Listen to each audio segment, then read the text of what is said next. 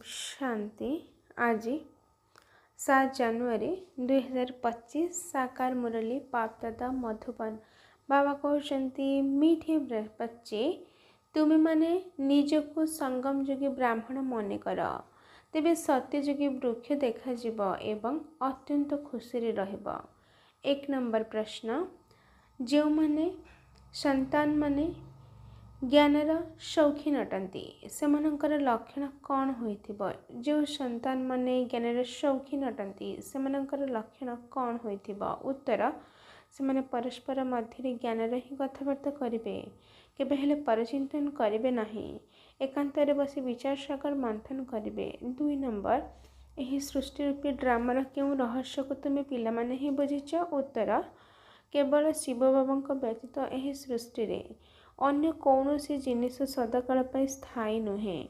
पुराना दुनियार आत्मा मानक नुआ दुनिया को नहीं जीवा पाई केही तो रहिबा दरकार ना।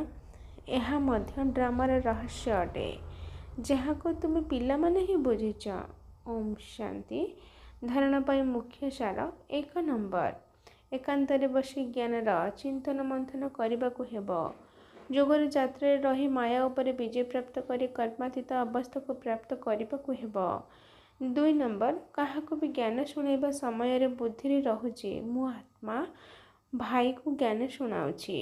निजर नाम रूप देह सब किछि भूली होई जाओ।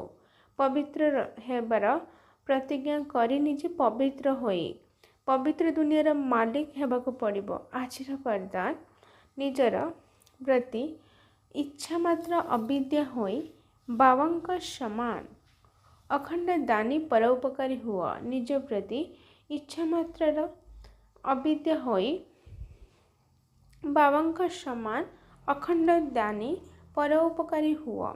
ब्रह्म बाबा जेपरी निजर आराम करिबार समय को मध्य सेवारे लगाउथिले, निजे निर्माण अर्थात निरअहंकारी होई पिलामानंकर सम्मान देउथिले। सबु कार्य करुथिले मध्य सुनाम प्राप्त करिबार इच्छा को मध्य त्याग करिथिले। नाम मान स्वाभिमान सबुथिरे परोपकारी होइथिले।